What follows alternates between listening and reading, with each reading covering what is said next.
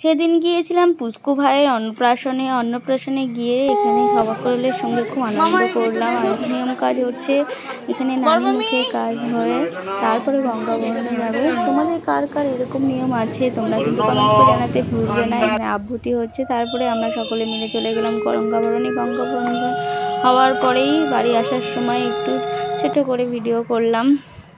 তো কেমন লাগছে তোমাদের আমাকে কিন্তু কমেন্টস করে জানাতে ভুলবে না। আর তারপর গঙ্গাবরণের পরে বাড়ি আসার সময় একটু আমরা সকলে মিলে খুব এনজয় করলাম। আসার পরে এখানে এখন আভূতির কাজ হচ্ছে। আর এইখানে ভাই দেখো বসে আছে বেচারা, দেখো কেউ খেতে দিচ্ছে না ওকে। আর তার মধ্যে সামনে বসে বসে সোনা দাদাই করছে। বেচারা বলছে যে আমি এতদিন পরে একটু ভাত খাবো, কেউ আমাকে একটু ভাত দে, কেউ দিচ্ছে না। শুধু ওকে নিয়ে খেলা করছে, বলছে আমাকে নিয়ে একবার ওঠাচ্ছে নামাচ্ছে বসাচ্ছে, আমাকে কেউ কিছু খেতে দিচ্ছে না। ফটো তুলছে, আর পারছি না, একেতে গরম, তার উপরে জামাটা পরিয়ে দিয়েছে, বস্তার মতন লাগছে। বলছে যে আমাকে আর হাসানোর চেষ্টা করতে হবে না, পেটে তো খিদেতে শুধু ডন মারছে, তাহলে আমাকে একটু কেউ খেতে দাও। বলছে বেচারা তাকিয়ে আছে দেখো।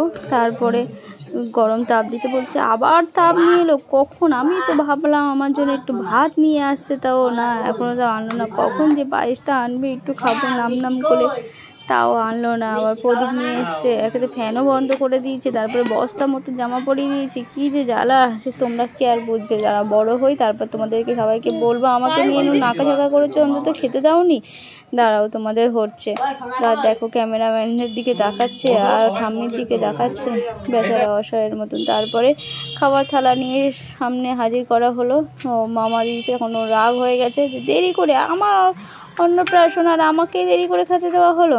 বলছে দেবে তো ভালো করে দাও অন্তত বাবা, দুটো আমি ছোট মানুষ, আমাকে অত চামচ দিয়ে খেতে পারবো না বাবা, একটা হাত দিয়ে চিপে দে, সেটাও তো দিতে পারছে না।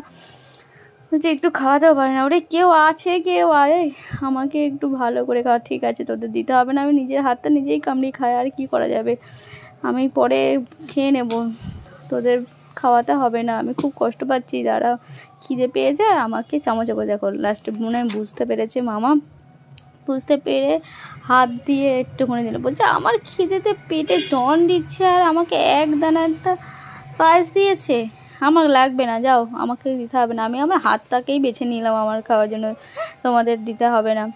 তারপরে দেখো হ্যাঁ আছে, মামা তো বুঝতে পারছে না যে কি খাওয়াবে, ভাত দেবে না পায়েস দেবে না ডাল দেবে না সবজি দেবে, সব একটু বলছে যা আছে বাবা তাড়াতাড়ি করে দে, আমার পেটে তো ছুঁচো ঢুকছে, শিগগিরই দে।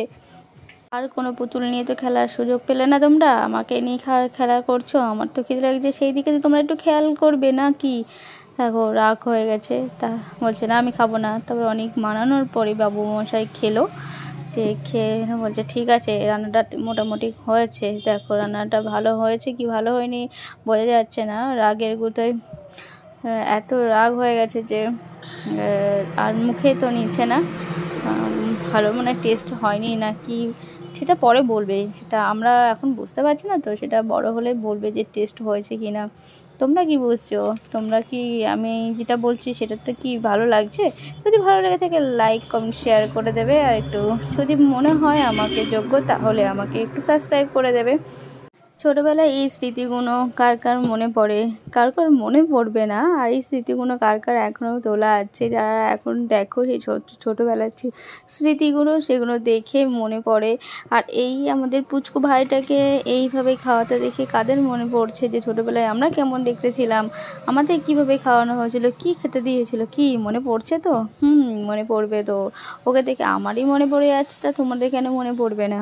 দেখো বেচারা কি অসহায়ভাবে খাচ্ছে, বলছে একটু খাওয়াতেও পারে না ভালো করে। আমি যদি ঠিকভাবে খেতে পারতাম তোদের জন্য কি বসে থাকতাম? তো ভিডিওতে দেখার জন্য অসংখ্য ধন্যবাদ।